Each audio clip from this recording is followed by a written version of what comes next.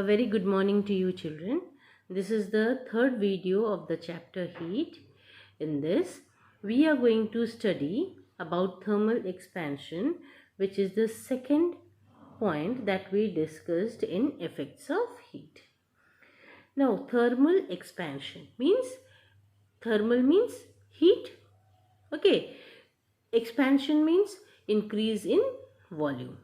So, increase in the volume of matter due to absorption of heat energy is known as thermal expansion. What happens when heat is applied to the different states of matter? They expand. Why? Because in this figure you see it is given the molecular arrangement of solid. This is at normal temperature. The molecules at normal temperature in a solid are packed like this. What happens when we apply heat to it? The molecules of the solid, they vibrate. Okay, when they vibrate, they expand, but this expand is negligible in solid, or it is very less in solid because of the strong intermolecular force of attraction. Then I told you that different states of matter, they expand, but they expand to different extent. The expansion is not same for solid, liquid and gas. In solid, since the molecules are very closely packed, they have strong intermolecular force of attraction, so they expand.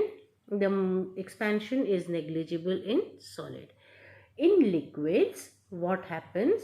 The molecules are loosely packed in comparison to solid. Hence, they have more of intermolecular space.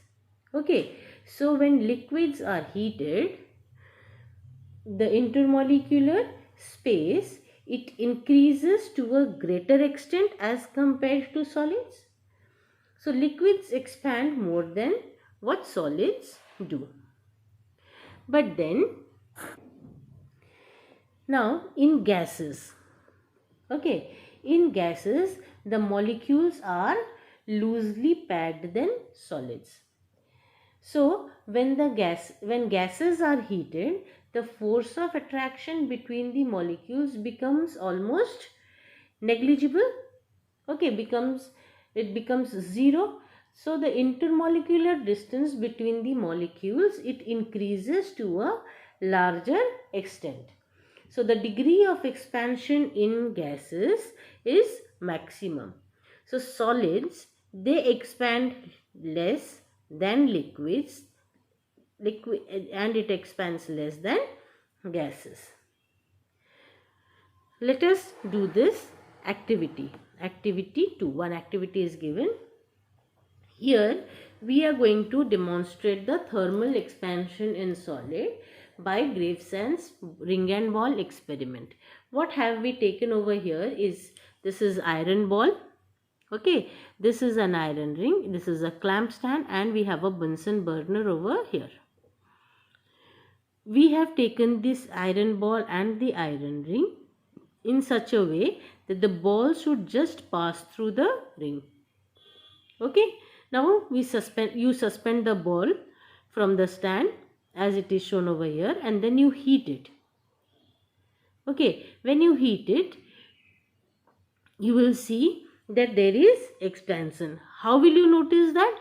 After you heat it, you try to pass the ball through the ring. Okay, when it will not pass. Why? Because the ball has expanded on heating. Now you cool the ball. Okay, when you cool the ball, you will see that after cooling, the ball can easily pass through the ring. Why? Because the ball, it regains its original size and it easily passes through the ring. So it shows that on application of heat, on absorption of heat energy, solids expand and when cooled or when release of heat energy is there, then it contracts. We will study about few applications of thermal expansions of solid.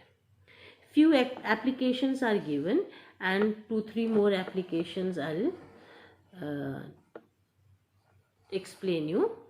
Let us come to the first application of thermal expansion of solid. Now this is given the figure of railway track. Okay, rails are made of what? Rails are made of steel. So when there is absorption of heat, the tracks they expand, and when there is release of heat or when cooled, it contracts. Okay. So if the rails are fixed with no space left between them, then when there is expansion in summer or contraction in winter, it will result in a bend of the railway track. Okay, this bend in the railway track will cause derailment. Okay, so avoid this situation, it is done is small gaps are left between the rails. So in summer these gaps get smaller, and in winter these gaps get bigger, because in summer the tracks it expands, and in winter the tracks they contract, but the rail does not get affected. The track does not get affected, and it remains straight. So when it remains straight, then there will be no derailment of the train. Okay, then mounting of bridges. This is the second figure that is given over here.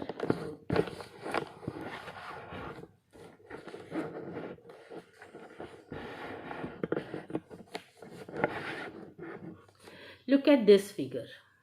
Okay, this is the iron girder. Okay, iron bridge.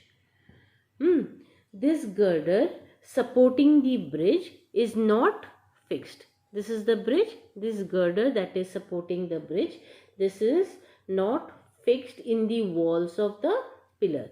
One end it is fixed, and one end is put on rollers. Because why? Because during summer it will expand, and during winter it will contract. Okay,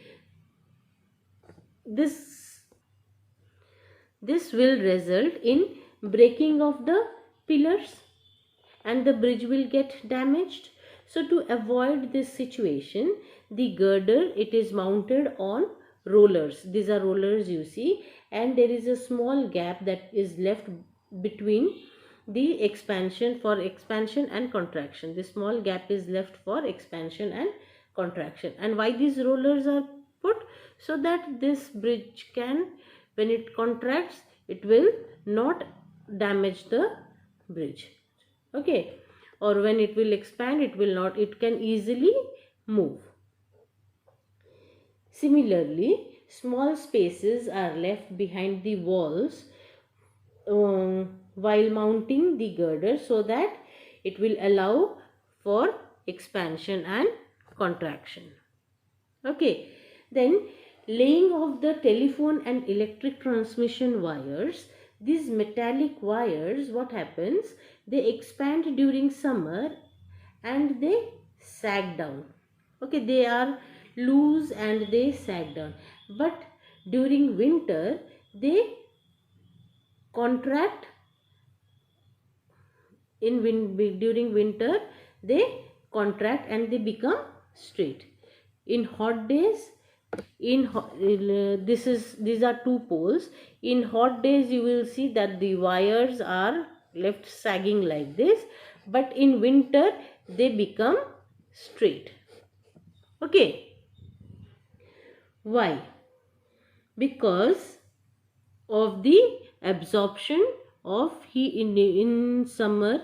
there is absorption of heat energy, and in winter it is cooling, so it is contracting. So these wires, when they are laid, are kept little sagging, so that in winter when they contract they do not break. Now we use bimetallic strips in thermostats in electrical heating devices. Now what is this bimetallic strip? This bimetallic strip is a strip that is made of similar strips of brass and iron. Okay, they are riveted together firmly firmly on a wooden handle. Okay, so when this it is a strip like this, this is the wooden handle. This is made of brass, one side brass and then one side is iron.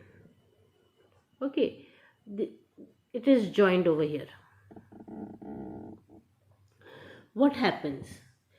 This strip is straight at room temperature. It is flat at room temperature.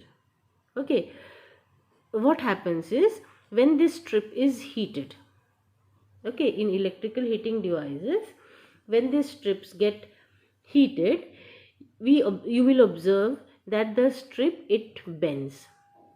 Bends means in such a way that the brass side is on outer side and the iron is in the inner side, curved end. Okay, why? Because brass expands more on heating than iron. So this unequal expansion causes bending of the strip, and this bend of the strip, it causes in electrical irons, geysers and toasters, it causes power cut between the